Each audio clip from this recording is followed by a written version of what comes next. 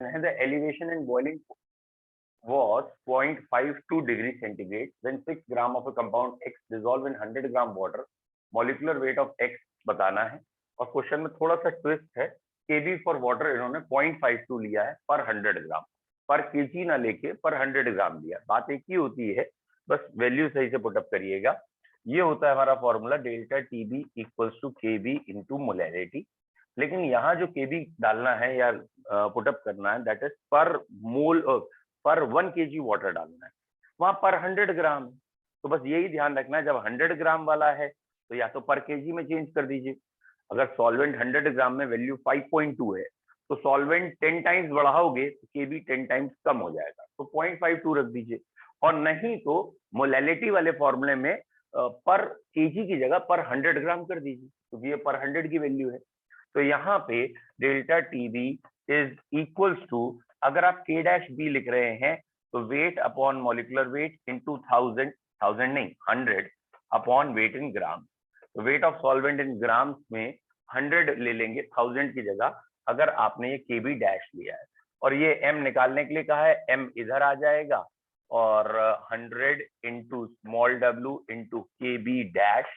ठीक है, ये 100 वाला केबी डैश लिखा है, delta TB into capital W. Put up कर दीजिएगा जो भी वैल्यूज दे रखी हैं. जहां तक मुझे ध्यान है केबी तो 5.2 था, स्मॉल डब्ल्यू 6 ग्राम या कुछ ग्राम थे. ठीक है, और कैपिटल डब्ल्यू 6 ग्राम ही थे, और कैपिटल डब्ल्यू 100 ग्राम वाटर में थे, है ना. 6 ग्राम थे और 100 ग्राम वाटर में थे. ठीक है, और मॉलिक्यूलर वेट निकालना है, डेल्टा टीबी गिवन होगा. ठीक है, dissolve in water, the elevation boiling point is 5.2, तो ये रहा 0.52, सॉरी 0.52. ये दोनों जीरो चले गए, 0.52 से 10 टाइम्स हो गया, 60 आंसर आया. यूरिया एग्जाम्पल हो गया, अगर उसमें दे रखा है तो यूरिया हो गया 60, ये आंसर आ गया, दैट इज बी आंसर. ठीक है, तो ये हुआ हमारा 27th क्वेश्चन. 27th में जिसे डाउट था, वेरी गुड, ये तरीका सही है. अगर आपको समझ में आ जाए जिसका क्वेश्चन है वो अपने आप ही लिख दे तो अच्छा है. इसके बाद क्वेश्चन नंबर था 29, फिर 31, 33, ऐसे करके 31, 32, 33. 29 क्वेश्चन देखते हैं बेटा क्या है.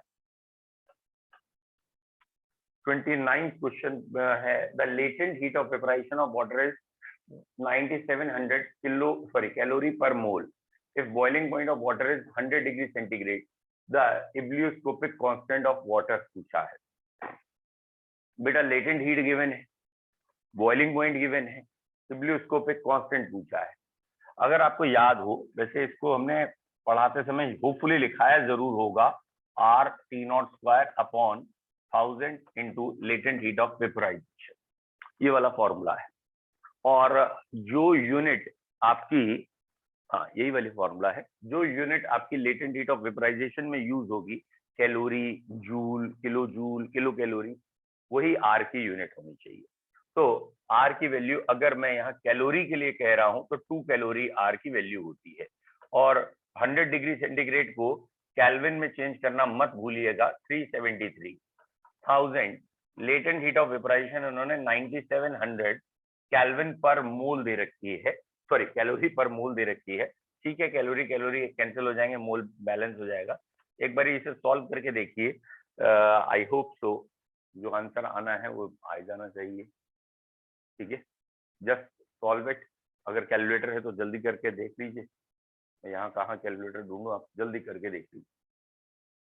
ठीक है, क्योंकि मुझे ध्यान है, यस मुझे ध्यान है,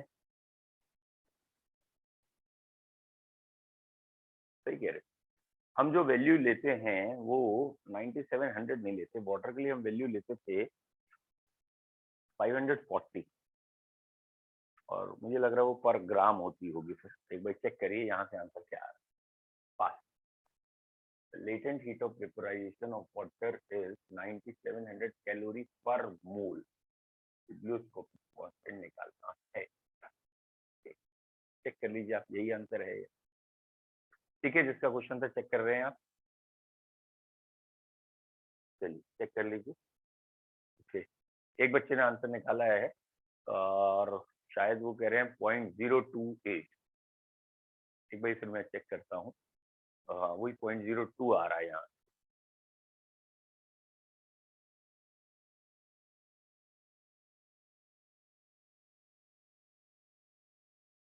एक से एक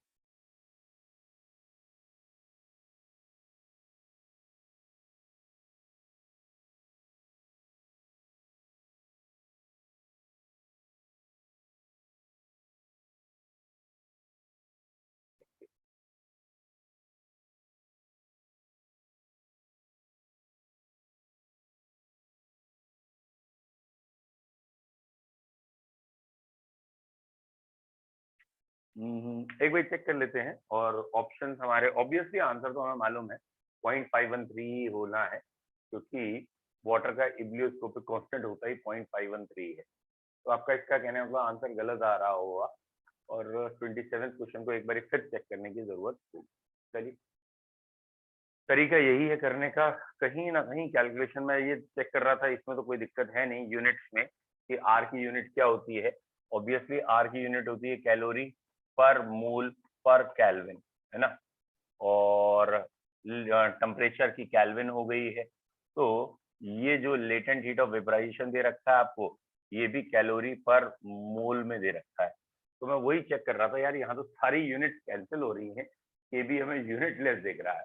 मतलब ये मोल मोल कैंसिल हो रहा है, ये केल्विन केल्विन कैंसिल हो रहा है, ये कैलोरी कैलोरी कैंसिल हो सर रहा केल्विन है। का स्क्वायर होगा। अच्छा, तो एक केल्विन का स्क्वायर था तो एक केल्विन बन गया। वेरी गुड बेटा, थैंक यू। और भी देखना कौन सी गलती कर रहे हैं, क्योंकि केबी का यहाँ आंसर हमारा जो आ रहा है वो खाली आ रहा है केल्विन यूनिट, जो मुझे दिख रही है, ठीक है। जबकि आनी चाहिए यूनिट क्या, कॉमन सेंस आनी चाहिए unit, that is degree centigrade KG पर मोलल आनी चाहिए। और केजी पर मोलल नहीं आ रहा, वो बाकी यूनिट कैंसिल क्यों हो जा रही है, मैं वो देख रहा था। लेटेंट रेट ऑफ वेपराइजेशन दे रखा है और हमें यूज करना होता है 540। एक बार इसकी यूनिट्स को देखेंगे और मे भी बेटा हो सकता है, एक बार अभी चेक कर लेंगे इसे, पर ग्राम में अगर हम यूज करें, यस आ गया पकड़, आ गया ये ना बेटा। गुड, अच्छा क्वेश्चन है बच्चे जिसने पूछा है। ये ना, ये एक बार इसे सही करते हैं। क्या सही करते हैं, ये जो है ना ये पर मोल है, ये मोल नहीं होगा, ये क्या होगा, पर ग्राम होगा। और तब कहीं जाके ये ग्राम पर मोलल, या ये कहना चाहते हैं मोल ऑफ सोल्यूट यहाँ होगा, और ये वेट ऑफ सॉल्वेंट होगा, इस 1000 की वजह से केजी में चेंज होगा। तो ये जो था ना कैलोरी पर मोल, मोल को ग्राम में चेंज करने के लिए 18 से मल्टीप्लाई करना पड़ेगा, क्योंकि वाटर सॉल्वेंट है, वाटर के ग्राम की जरूरत है, तो 18। जरा बेटा अब कैलकुलेशन करिएगा, ओके। इसको एक बार दोबारा कैलकुलेशन करिए, 2 multiplied by 373 square multiplied by 18 divide by 1000, हाँ अब ठीक है, डिवाइड बाई 1000 इंटू 9700। गुड, हाँ अब 0.513 आ रहा है। अब बेटा आंसर सही है, ठीक है, गुड क्वेश्चन। और जल्दबाजी में हमने भी फॉर्मूला सही लगाया, सब कुछ सही किया, फिर भी आंसर गलत आ रहा था। तो समझ में आ गया क्या गलती है, कि भैया यहाँ जो यूनिट आनी है, यूनिट से हमने सॉल्व किया, कैल्विन केजी पर मोल या कैल्विन मोलल आना था, ठीक है। दैट इज हम इस फॉर्मूले का यूज कर लेते हैं अपने दिमाग में, delta T B equal to K B upon M. तो इस फॉर्मूले से ये आ रहा है, इसकी sorry Kb is equal to delta Tb upon m। तो इस फॉर्मूले से हमारे दिमाग में आएगा इसकी यूनिट केल्विन, इसकी यूनिट पर मोलल, तो केल्विन पर मोलल आना था। अच्छा क्वेश्चन था, फिलहाल जिसका क्वेश्चन था उसे समझ में आ गया है, समझ में आ गया तो 1 टाइप कर दो, तो अगला देखें, ठीक है, गुड। नेक्स्ट 32 क्वेश्चन एक बच्चे ने पूछा है, during depression of freezing point in a solution the following is equilibrium during depression of freezing point in a solution। अरे बेटा डिप्रेशन एंड फ्रीजिंग पॉइंट हो या कोई भी हो, तो लिक्विड और सॉलिड ये दोनों आपस में इक्विलिब्रियम में होते हैं। इसका ऑप्शन चेक कर लीजिए, आंसर होपफुली गलत होगा अगर आप पूछ रहे हैं। तो लिक्विड सॉल्वेंट और सॉलिड सॉल्वेंट जब भी पास में आ जाते हैं, मतलब सेम वेपर प्रेशर में आते हैं, इक्विलिब्रियम में होते हैं, उसे फ्रीजिंग पॉइंट कहते हैं। चाहे वो डिप्रेशन हो या कुछ भी हो, इससे कोई मतलब नहीं। तो वो टेम्परेचर जब लिक्विड सॉल्वेंट का और सॉलिड सॉल्वेंट का, यानी सॉल्वेंट जो भी है उसके लिक्विड फेज और सॉलिड फेज इक्विलिब्रियम में होती है, दोनों फेजेस का वेपर प्रेशर बराबर होता है, that temperature is known as freezing point. तो 32 का मुझे ये आंसर लग रहा है, और अगर कुछ और दे रखा तो गलत। ठीक है, ए इज करेक्ट। ठीक है, ओके। 32 के बाद अगला 33, 33rd, freezing point of NaCl assuming this. अच्छा, ये ना एक ट्रिकी क्वेश्चन है। ट्रिकी क्वेश्चन क्या है कि NaCl का वाटर में फ्रीजिंग पॉइंट पूछा है, Kf दे नहीं रखा, तो मान लेते हैं कि Kf एक इजी वैल्यू आपको पता होनी चाहिए 1.86। तो delta TF is equal to I into KF into molality लगा दीजिएगा, और ऑब्वियसली KF दे नहीं रखा, I NaCl का क्वेश्चन है तो 2 ही लगाएंगे, अल्फा नहीं है तो I की वैल्यू 2 की, ये दो पार्टिकल में टूटेगा, ये 1.86 मोलैलिटी 1 या जो दे रखी है देख लेंगे, 3.72 आ गया है। मोलैलिटी कितनी दे रखी है, 1 मोलल ही है, और 3.72 माइनस में आ जाएगा। माइनस में क्यों आएगा, वाटर का प्योर फ्रीजिंग पॉइंट 0 था, डिप्रेशन होने के बाद इतना हो गया, तो ये फाइनल फ्रीजिंग पॉइंट आ गया -3.72 डिग्री सेंटीग्रेड। ये 33rd जिसका भी क्वेश्चन था क्लियर है। 33rd जिसका भी 33rd क्वेश्चन था 1 टाइप करो जल्दी से, बता ही ना रहे हो यार तुम लोग। चलिए मान ले रहे हैं उन्होंने टाइप कर दिया। 33rd जिसका था समझ में आ गया। चलिए नेक्स्ट क्वेश्चन, नेक्स्ट है 33rd के बाद 38। 38 से पहले कोई दिक्कत? 38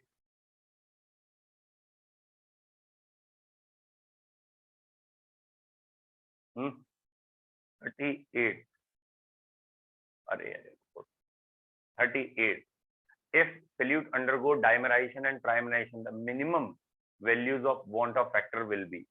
मिनिमम वैल्यू पूछी है, डाइमराइजेशन के लिए कितनी होगी, ट्राइमराइजेशन। देखो भैया, पहला पॉइंट, डाइमर बने या ट्राइमर बने, दैट इज चीजें जुड़ रही हैं तो आई की वैल्यू लेस देन 1 रहेगी, ऑब्वियसली लेस देन 1 रहेगी, तो डाइमर में कितनी हो जाएगी, हाफ 1/2, और ट्राइमर में कितनी हो जाएगी 1/3। तो कैसे देखेंगे इसे, दैट इज अगर अल्फा की बात करें, alpha equals to I-1 upon N-1 है, डाइमराइजेशन में N2 ले, सॉरी थोड़ा सा गलत बोल गया मैं, ये डिसोसिएशन के लिए है, एसोसिएशन के लिए alpha equals to 1 - I upon 1 - 1/n है। ठीक है, और अगर उन्होंने कहा है डाइमराइजेशन तो N2 रख देंगे आप, और जब आप N2 रखेंगे तो 1 में से हाफ गया, हाफ बचा, हाफ का 2 ऊपर आ गया, 2 1 - I ये आ गया, और ये 2 यहाँ ले जाके, ऐसे सारे क्वेश्चंस में हम अल्फा 1 रख देते हैं। तो 1 - I इज इक्वल टू 1/2, यानी I इज इक्वल टू 1 - 1/2 यानी हाफ। ऐसे दूसरा करके देख लीजिए, 1/3 आ जाएगा। ठीक है, तो यहाँ इन्होंने क्वेश्चन में पूछा था 38 वाले में, अगर डाइमर बन रहा होगा और ट्राइमर बन रहा होगा तो आई की मिनिमम वैल्यू कितनी होगी। ठीक है, अल्फा की मैक्सिमम वैल्यू ले लीजिए, आई की मिनिमम वैल्यू आ जाएगी। तो ये हो गए अप टू 38। फिर भी अगर 38 तक भी कोई नंबर है, पीछे बोला नहीं है तो अब बोलिए, या इसके आगे के जो नंबर आपके वो बोले। गुड, ठीक है बेटा, ये क्लियर है तो अगले नंबर बोलिए। 38 के आगे के नंबर या जो भी नंबर्स हैं डाउट्स के वो बोलना शुरू करिए। नेक्स्ट क्वेश्चन नंबर 53 एंड 59, बहुत आगे पहुंच गए यार। 43, 53, 59, 43, 53, 59, और बोलो 44, 43, 44, 53, 59, और बोलो, एक आध और लिख लें, 4 लिखे हैं, 43, 44, 53, 59, एक आध और बोलो। कोई डाउट है तो जल्दी बोलिए। 61, ओके, 73, बड़ा आगे पहुंच गया यार अब तो। चलो अच्छी बात है, इसके अंदर डाउट कम आ रहे हैं। 65 एंड 63, अब रुक जाओ। ठीक है, अब रुक जाओ, इससे देख लेते हैं पहले। 43, 44, फिर 53, 59, पहले ये 4 देखते हैं। 43, ये 43। Normal boiling point of toluene is इतना and the boiling point elevation is इतना, द एंथैल्पी ऑफ वेपोराइजेशन। अब देखो ना, इन्हें चालाकी क्या की है, नॉर्मल बॉइलिंग पॉइंट और एलिवेशन देने के बाद एंथैल्पी ऑफ वेपोराइजेशन पूछ ली है, वो भी किलो जूल में। अब आपको अगर याद हो, अभी हमने फॉर्मूला लिखा था, अब आपको क्लियर होगा, Kb is equal to R T not square upon 1000 into latent heat of vaporisation. तो हमें क्या क्या चाहिए था उसमें देखिए, आपको गिवन है या नहीं है, ठीक है।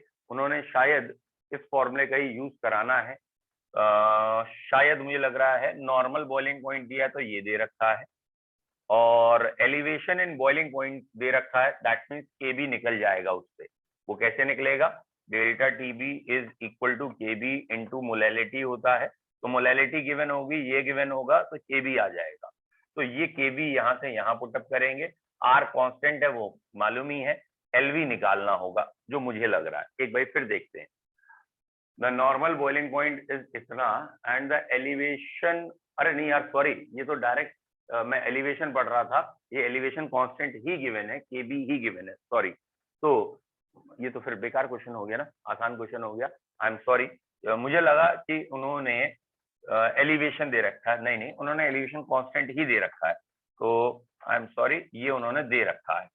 तो अगर ये उन्होंने दे रखा है तो क्वेश्चन में कुछ खास दम बचती नहीं है, दैट मीन्स ये उन्होंने 3 पॉइंट समथिंग दे रखा है, ठीक है, आर गिवन है। बस थोड़ा आर की में थोड़ा सोच के लगाएंगे, क्या सोच के लगाएंगे, यहाँ पे इस 43rd क्वेश्चन में बेटा जरा ध्यान से देखिए, ये आंसर किलो जूल्स में आ रहे हैं, किलो जूल्स, ठीक है। जबकि हम जो यूजुअली करते हैं वो हम काहे में करते हैं, कैलोरीज में। तो आर की वैल्यू कैलोरी में 2 है, जूल में 8.314 है, किलो जूल में कितनी होगी, है ना। तो बस आर को आप सही से लगाइए, मैं इक्वेशन लिख दे रहा हूँ, वैसे अब आप खुद भी लिख लेंगे तो कोई दिक्कत नहीं है। आर की वैल्यू आप ठीक से लगाइएगा बेटा, ठीक है, 8.314 इंटू 10 की पावर -3, ठीक है, ये हो गया आर। टी नॉट 110 डिग्री था शायद, तो 384 हो गया, 110 383 हो गया पॉइंट समथिंग, उसका भी स्क्वायर, है ना, और 1000 लेटेंट हीट ऑफ वेपोराइजेशन निकालना है। लेकिन फिर इस क्वेश्चन में मैंने ध्यान दिया इस बारी पर मोल निकालना है, जब भी पर मोल निकालना हो तो मोलर मास से मल्टीप्लाई ऊपर करते हैं, तो यहाँ मोलर मास से टोलिन के मल्टीप्लाई करिए, जहां तक मुझे ध्यान है दैट इज 92, टोलिन का केस था, और ये 3 पॉइंट समथिंग था, ठीक है, इट इज 3.32 110.7, 3.32 110.7। अब बेटा इस कैलकुलेशन को करिए और बताइए आंसर आ रहा है या नहीं आ रहा, प्लीज पास, थोड़ा जल्दी करिए, ठीक है। तो लेटेंट हीट ऑफ वेपोराइजेशन यहाँ से आप अगर कैलकुलेटर यूज करके कर रहे हो तो जरा जल्दी बता दीजिए मुझे, और नहीं तो मैं तो 8.314 10 की पावर -3 383.7 383.7 इंटू 92 अपॉन 1000, ठीक है, और अपॉन में 3.32 भी आएगा। अच्छा, एक बच्चे ने 34 वैल्यू बोली है और ऑप्शंस हैं 34 है, तो मिला लीजिए, अगर आपका आ रहा है तो वेरी गुड। अच्छा, सेकंड थिंग क्या है, सेकंड अप्रोच बता रहा हूँ बेटा, ये मान के चलिए कि अगर एग्जाम में ये क्वेश्चन दे रहा है एग्जामिनर, दैट मीन्स किसी कंपटीशन में कभी भी आया है, तो हमें वहीं बैठ के सॉल्व करना है, और वहां बैठ के सॉल्व करने के लिए कैलकुलेटर तो होगा नहीं, ठीक है। हमने एक क्रॉस चेक करके कर लिया कि हाँ हमारा आंसर सही है यहाँ पे कैलकुलेटर से, क्योंकि हमें आगे के क्वेश्चन करने हैं। बट फोकस करो, एग्जाम में कभी ना कभी तो एग्जाम में ये आया है और वहां बैठ के बच्चों ने किया भी होगा, बिना कैलकुलेटर के किया होगा, तो आपको भी बिना कैलकुलेटर के करना है। लेकिन ये डेफिनेट है, ऐसी बड़ी कैलकुलेशन इंजीनियरिंग के एग्जाम में आती है, मेडिकल में नहीं आती, क्योंकि मेडिकल में ऑन एन एवरेज एक क्वेश्चन को करने के लिए सेकंड का टाइम होता है, ना कि 2 मिनट 3 मिनट 4 मिनट नहीं होते। वो 1 मिनट ऑन एन एवरेज देते हैं, और 1 मिनट ऑन एन एवरेज के बाद जब टफ क्वेश्चन होता है तो 1.2 मिनट 1.3 मिनट मिल जाते हैं, मतलब 1.5 मिनट भी कम ही मिलते हैं। और जब आसान क्वेश्चन होते हैं तो हम सेकंड्स में करते हैं, तो बैलेंसिंग। लेकिन इंजीनियरिंग का जो पेपर आता है ना, इंजीनियरिंग के 30 क्वेश्चन करने के लिए 3 घंटे भी मिल जाते हैं, मतलब 1 घंटे में 10-15 करने होते हैं। तो जब बड़ी कैलकुलेशन होती है, ऐसी कैलकुलेशन, तो ये इंजीनियरिंग के लिए होती है। तो यहाँ पे आपको थोड़ा सा ना एग्जाम में अपना ये ब्रेन यूज करना होगा, चाहे आप कंप्यूटर बेस्ड पेपर दें, चाहे पेन और पेपर दें। अगर ऐसी कोई कैलकुलेशन आती है और ऑप्शन में ज्यादा अंतर नहीं होता, जैसे यहाँ 17 है, 34 है, आसपास के आंसर है, तो अगर ऑब्जेक्टिव कुछ सॉल्व होता हुआ दिख रहा है तो ठीक है, अदरवाइज पहले इजी क्वेश्चन को निपटा लेते हैं और इन क्वेश्चन को हम लिख लेते हैं कि हाँ ठीक है, इनकी कैलकुलेशन है, फॉर्मूला सब पता, सब कुछ है, लेकिन अंडर प्रेशर कैलकुलेशन गलत भी हो सकती है, तो इनको अलग रख लिया। और जितने आसान क्वेश्चन है जो वन शॉट में हिट हो रहे हैं, आराम से हो सकते हैं, क्वेश्चन पढ़ा, आंसर मिल गया, सिंपल लैंग्वेज लगाई, मिल गया, ऐसे क्वेश्चन इवन आईआईटी एडवांस में भी आते हैं कि इनऑर्गेनिक के क्वेश्चन है केमिस्ट्री में, ऑर्गेनिक के क्वेश्चन हैं जहाँ कोई कैलकुलेशन नहीं है, हाँ इंटर रिलेशन होगा एक दूसरे से, लेकिन वो बहुत जल्दी हो जाते हैं।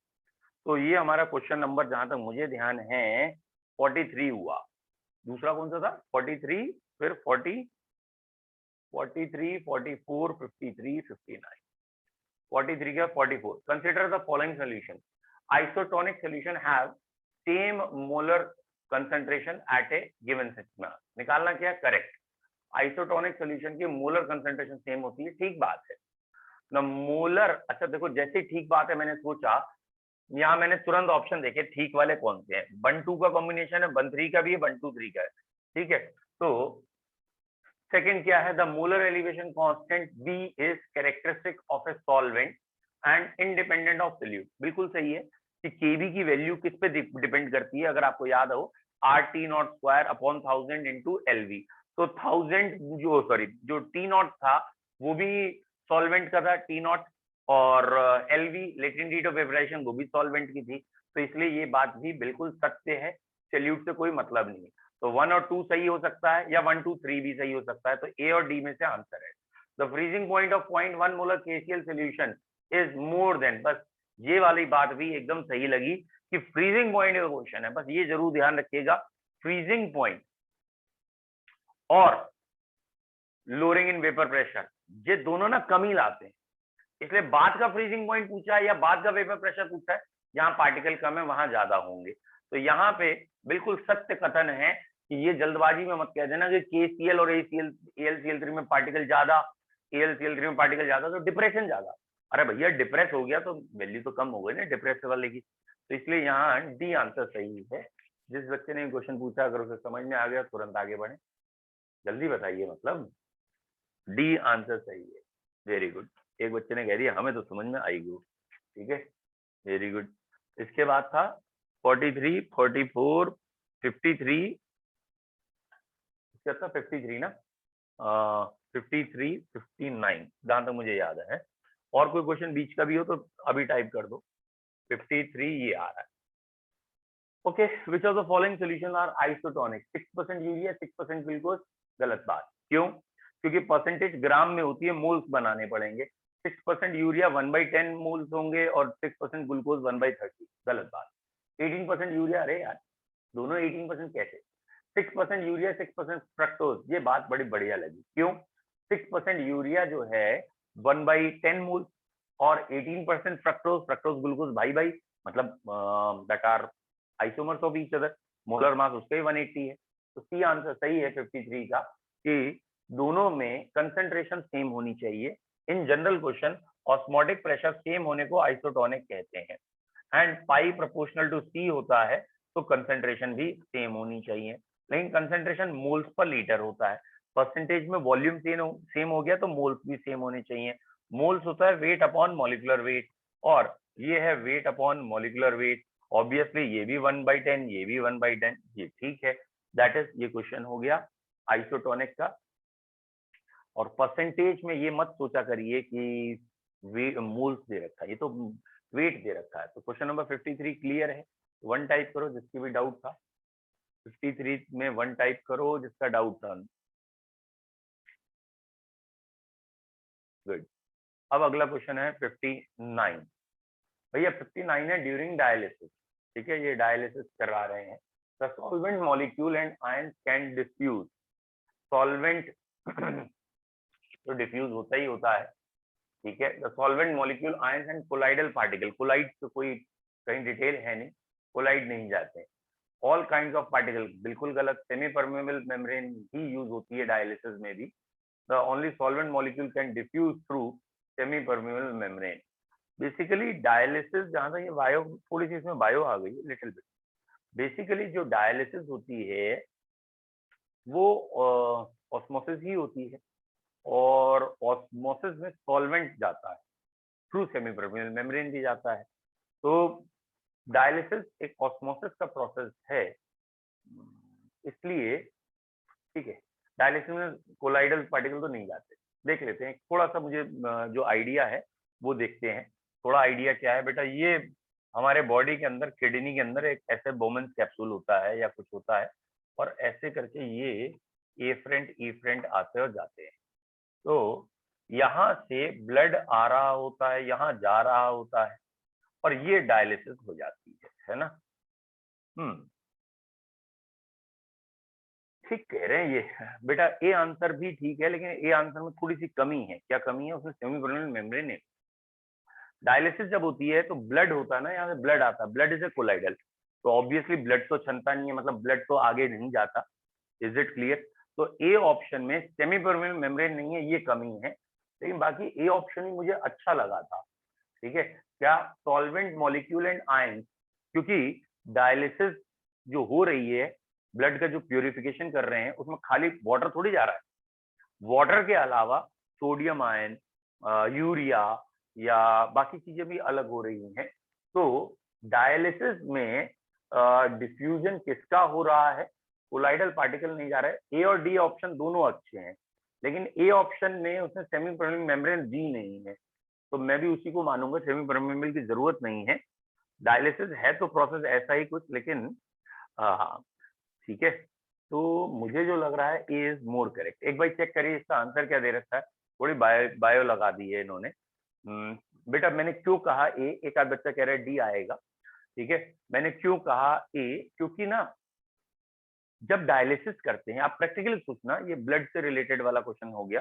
जब हम ब्लड का प्यूरिफिकेशन करते हैं, जिनकी किडनी खराब हो जाती है, उनकी आर्टिफिशियल डायलिसिस की जाती है, तो क्या खाली वाटर अलग करना होता है ब्लड? क्या हमारी किडनी में जो काम हो रहा है ब्लड का प्यूरिफिकेशन, खाली वाटर अलग कर रहा है? नहीं नहीं, वाटर के साथ urea, sodium ion, potassium ion, या काफी सारे शुगर, ये भी पहले सेपरेट होती हैं, फिर बाद में रीअब्जॉर्प्शन होता है इनका। बट डायलिसिस जो प्रोसेस है वो 100% सेमी परमेबल मेम्ब्रेन बेस्ड है, ये नहीं। तो नहीं तो यूरिया कैसे अलग होता ब्लड से? भाई मेम्ब्रेन अगर सेमी परमेबल होती है और खाली वाटर जा रहा होता तो यूरिया कैसे निकल जाता? तो इसलिए मुझे ए आंसर ज्यादा करेक्ट लग रहा है। और इसका आंसर बुकिश देख लीजिए, कि बायो के पेपर का क्वेश्चन है ऑलमोस्ट। फिलहाल A is more correct than B, ठीक है। 59 जिसका क्वेश्चन था क्लियर है? 59 जिस बच्चे का क्वेश्चन था क्लियर है? सर बट पीछे आंसर डी गिवन है इसमें। नहीं, डी में मैं एक बारी और रिसर्च कर लूंगा, लेकिन मुझे ये क्लियर इसलिए लगा क्योंकि मैं पूरा बायो में ही चला गया हूँ, और डायलिसिस एक बारी मैं और चेक कर लूंगा। But I am very sure कि ये पता है क्वेश्चन एक चैप्टर में और क्यों आएगा। अच्छा, एक बच्चा कह रहा है कि पीछे ए ही गिवन है, देख लीजिए ठीक से, है ना बेटा? एक बार फिर से अच्छा चेक फिर करो। यही होगा सर, हो सकता है मैंने गलत देख लिया हो। हाँ, एक बारी एक बच्चा कह रहा है, तो पता है क्या, मैं इसलिए और श्योर था ये आंसर में, क्योंकि एक चैप्टर है अभी आगे, दैट इज सरफेस केमिस्ट्री। और सरफेस केमिस्ट्री में हम प्यूरिफिकेशन ऑफ कोलॉइड्स पढ़ेंगे, और उसमें हम डायलिसिस और इलेक्ट्रोडायलिसिस एक हेडिंग पढ़ेंगे। तो डायलिसिस और इलेक्ट्रोडायलिसिस वहां साफ पढ़ाया जाता है, या हम उसको पढ़ेंगे कि एक डायलाइजर बैग होता है जिसकी मेम्ब्रेन से जब हम प्रेशर लगाते हैं तो just like reverse osmosis particle बाहर निकलते हैं अलोंग विद इम्प्योरिटी। तो सेमी परमेबल मेम्ब्रेन नहीं है क्योंकि इम्प्योरिटीज आ रही है, तो इम्प्योरिटीज बाहर निकल रही हैं, तो गारंटेड वहां एसपीएम नहीं। इसलिए मैं श्योर था कि ये वाला वर्ड गलत है, ठीक है। तो ए आंसर क्लियर है, दैट इज 59। अब भैया क्वेश्चन पीछे निकल गए, 43 45 या जो भी था, 53 59 हो गए। इसके आगे भी आपने नंबर दिए थे।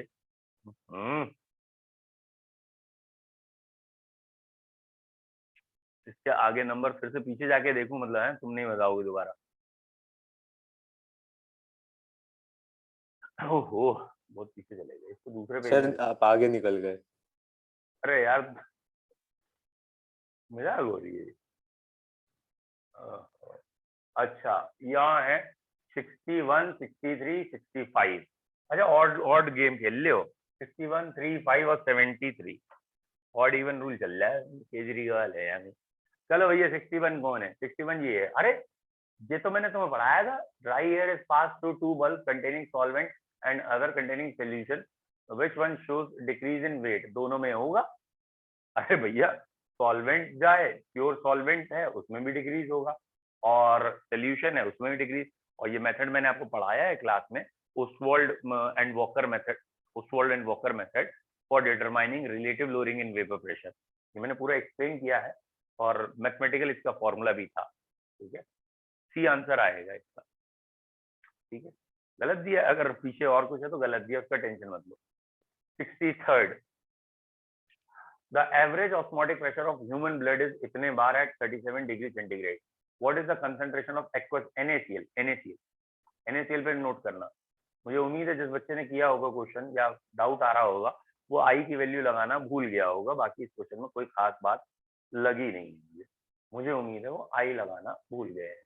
क्या है? That is pi equals to i into C into S into C. इनने ये वैल्यू दे रखी है, I2 लगाओ, और कंसंट्रेशन शायद निकालनी ही है। ऑप्शन देख लेते हैं काय में है। मोल पर लीटर में, बात ही खत्म। 7.8 प्रेशर है, 37 डिग्री सेंटीग्रेड टेम्परेचर है। 7.8 बार प्रेशर है, और कंसंट्रेशन मोल पर लीटर में आएगी यहाँ। ये बार है तो 8.3 होगा। 0.083, 0.083। और टेम्परेचर 37 तो 310 होता है ना, 27 300। यहाँ से सी निकाल ले, सी की वैल्यू क्या आ रही है? 7.8 अपॉन 2 इंटू 0.083 मल्टीप्लाइड बाई 310। भैया कैलकुलेटर से करके देख लो, अभी बाद में असली करते रहना।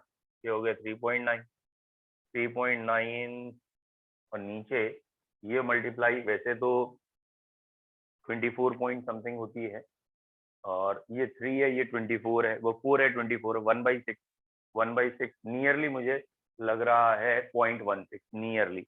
आप चेक करो, मुझे आंसर लग रहा है ए 0.16। बाकी कैलकुलेशन देख लो फिर भी। ठीक है, मैं तो रैंडम कैलकुलेशन कैसे की, इसे डिवाइड कर दिया, ये 20 वो हो गया। हाँ, मुझे 1/60 0.16 लग रहा है, चेक। ठीक है, गुड। तो ये हो गया क्वेश्चन नंबर आपका 65, 63, 61 हो गया, 3 हो गया, 5 देखो। ओके, ये है 5। ये तो डायग्राम दिख रहा है, द डायग्राम गिवन बिलो, ठीक है, is the vapour pressure composition of binary solution of A and B, the solution of interaction this. भैया वेपर प्रेशर है, इस लाइन से ऊपर आता हुआ डायग्राम दिख रहा है, पॉजिटिव डेविएशन है, और अगर पॉजिटिव डेविएशन है तो इंटरेक्शन कम हो जाएगा, यानी बाद का इंटरेक्शन कम हो गया। जब पार्टिकल दूर होगा तभी तो वेपर बनेगी। बस ये इस एक्सेस पे सही से देख लिया करो क्या लिखता है, क्योंकि कई बार बॉइलिंग पॉइंट होता है, और अगर बॉइलिंग पॉइंट और वेपर प्रेशर की बात करें तो वो उल्टे होते हैं। फिलहाल वेपर प्रेशर है, और जो लाइन स्ट्रेट आनी थी उससे ऊपर आता हुआ दिख रहा है। और ये जो डी पॉइंट है, इसका क्वेश्चन तो शायद आगे होगा। नहीं, ये सी और डी का कोई लेना देना ही नहीं, पता नहीं क्यों दिया उसने सी और डी पॉइंट। फिलहाल मुझे जो लग रहा है, in the solution the A B interaction is smaller than initial, तो सी आंसर सही लग रहा है। ठीक है, ओके। 64 भी बताना है, 1 मिनट रुको, ये क्लियर है? ठीक, एक बच्चे ने 64 भी लिखा है। द सॉलिबिलिटी ऑफ दिस, ये भी मैंने क्लास में थोड़ा बहुत बताया था, और क्या बताया था कि सॉलिबिलिटी टेम्परेचर बढ़ाने पे बढ़ भी सकती है, कम भी हो सकती है। अगर टेम्परेचर बढ़ाने पे बढ़ रही है तो एंडोथर्मिक प्रोसेस है, कम हो रही है तो एक्सोथर्मिक है। यहाँ तक जो भी टेम्परेचर बढ़ा रहे हैं उसमें बढ़ रही है, फिर कम हो रही है, तो यहाँ तक ये प्रोसेस एंडोथर्मिक है, फिर एक्सोथर्मिक है। ये था Na2SO4 का क्वेश्चन। Na2SO4 ग्लोबल सॉल्ट जो होता है ना, .5 10H2O, तो Na2SO4 में जब तक 10H2O जुड़ते हैं तो वाटर क्रिस्टलाइजेशन वो एंडोथर्मिक है, और उसके बाद वो एक्सोथर्मिक है। तो जब तक एंडोथर्मिक है तो सॉलिबिलिटी बढ़ रही है, फिर कम हो रही है। तो मुझे सी आंसर सही लग रहा है, that is solution process progress होना चाहिए या process is endothermic till this then exothermic. तो 64 का आंसर सी इज करेक्ट। 64 जिस बच्चे ने पूछा था उसे आ गया समझ में? 64 क्लियर है। 65 जिसने पूछा था वो भी क्लियर है। 68 अगला डाउट है, अभी देखता हूँ। 64 65 क्लियर है। 68 which of the following qualitative property can provide molar mass of protein with greater precise? मैंने क्लास में ही बताया ये ऑस्मोटिक प्रेशर इसका आंसर होता है। क्यों? Proteins are polymer with very high या very bulky, that is they are macromolecules, very large molar mass। और अगर मोलर मास ज्यादा है, अब जैसे तुमने प्रोटीन लिया जिसका मोलर मास 10,000 यू है, अब आपने 1 ग्राम डाला है एलिवेशन इन बॉइलिंग पॉइंट देखने के लिए, 1 ग्राम प्रोटीन डाला है, मोलर मास है 10,000, मोल्स कितने हैं 1/10,000 0.0001, बहुत कम मोल्स हैं, तो एलिवेशन भी बहुत कम आएगा। क्यों? क्योंकि 1 मोल का एलिवेशन वाटर में 0.52 है, तो 0.52 एलिवेशन 1 मोल का, 0.1 मोल का 0.052, अरे 0.0001 का कितना होगा? बहुत कम होगा। तो प्रिसाइज मतलब एक्यूरेट निकालना मुश्किल है। लेकिन ऑस्मोटिक प्रेशर में ये कोई बवाल साथ में नहीं जुड़ा। कौन सा? कि एलिवेट देखना है, डिप्रेस देखना है या रिलेटिव, कुछ नहीं, सीधा पूरा प्रेशर देखना है, ऑस्मोटिक प्रेशर। तो मोल्स अगर कम भी होंगे, क्योंकि आपको मालूम है ना ऑस्मोटिक प्रेशर या पीवी इक्वल टू एनआरटी में जो प्रेशर 1 एटमॉस्फेयर होता है, 1 एटमॉस्फेयर भी अपने आप में बहुत बड़ी वैल्यू होती है, 760 mmHg होती है। मतलब मिलीमीटर में अगर देखें तो 760 मिलीमीटर है 1 एटमॉस्फेयर। अब ये 1 एटमॉस्फेयर की जगह 0.1 एटमॉस्फेयर हो 76 mmHg, 0.01 एटमॉस्फेयर हो 7.6 mmHg, 0.0001 हो तो भी वो इतने mm आ जाएगा कि प्रिसाइजली कैलकुलेट हो जाएगा। तो osmotic pressure is a better method to calculate molar mass of bulkier substance like protein and other। और एक रीजन ये था कि at elevation or depression they are done at very high or low temperature, at that temperature proteins degrade, उनका degradation हो सकता है, जबकि ऑस्मोटिक प्रेशर में हमें नॉर्मल टेम्परेचर पर करना है तो कोई डिग्रेडेशन नहीं है। इसके बाद मुझे क्वेश्चन दिख रहा है 61 63 65 और अब 73 दिख रहा है 68 के बाद। वही 73 कह रहा है ये है 73। ये तो बेटा मैंने आपको वैसे बताया होगा, नहीं बताया तो आप सुन लो। बेंजोइक एसिड का क्वेश्चन है इन बेंजीन, ठीक है। एसिटिक एसिड में कई बार आ चुका है, बेंजोइक एसिड क्या है? मैं पहले एसिटिक एसिड का जो कई बार आया वो बनाता हूँ। ये है एसिटिक एसिड, ठीक है बेटा, okay, it is acetic acid. और अब वही है ना, कितना आप कोरिलेशन और लिंक करते हो। और ये एसिटिक एसिड का दूसरा मॉलिक्यूल, ठीक है। आई होप सो आपको याद आ रहा हो, ठीक, क्या याद आ रहा हो? आपने 11th स्टैंडर्ड में या हो सकता है 12th में भी दोबारा रिवाइज किया हो। ये है हाइड्रोजन बॉन्डिंग, सॉलिड स्टेट में ही पढ़ाते हैं हम। तो एसिटिक एसिड के 2 मॉलिक्यूल जब भी बेंजीन में जाते हैं, ये जो एसिटिक एसिड है ये बेंजीन में जाता है तो 2 मॉलिक्यूल मिलके एक में चेंज हो जाते हैं। Obviously the process is known as dimerization. इसका मॉलिक्यूलर वेट 60 है, इसका 120 है। अगर 100% डाइमेराइज हो जाता है तो मोलर मास डबल होके 120 हो जाता है। Then this process is dimerization and molar mass is 120, ठीक है। तो ये एक्सरसाइज पूरी खत्म हो गई। नाउ ये है प्रीवियस ईयर आईआईटी क्वेश्चन, तो ये ज्यादा नहीं होंगे क्योंकि ये एडवांस वाले कम है इसमें, ठीक है, 18-20 ही हैं, ज्यादा नहीं है। And then multiple and display. तो पेज नंबर 51 52 तक आ चुके हैं, 56 टोटल हमारी उसमें पेज थे, आखिरी एक पेज उसका भी होगा, तो 2-3 पेज बचे हैं। But it is I think so अगर आप ये और कर लें आईआईटी वाला ऑब्जेक्टिव अप्रोच, और जो बच्चे करना चाहें तो आगे के भी क्वेश्चन करिएगा। नाउ मुझे लगता है कि हम अगले उसमें दैट इज नेक्स्ट टर्न पे हम इस पॉइंट पे आ चुके होंगे, that we should shift to the next chapter. तो इलेक्ट्रोकेमिस्ट्री मैंने आपको दे रखा है, और जैसे आप इसके क्वेश्चन देख रहे हो ना कि रैंडम आ रहे हैं, रैंडम। रैंडम कहने का मतलब ऐसा नहीं है कि ऑस्मोटिक प्रेशर आ रहा है या एलिवेशन आ रहा है, डिप्रेशन आ रहा है, वांट ऑफ फैक्टर आ रहा है। यानी ये वाली शीट करने का कब फायदा है? जब हम पूरा चैप्टर एनगल्फ कर चुके हैं।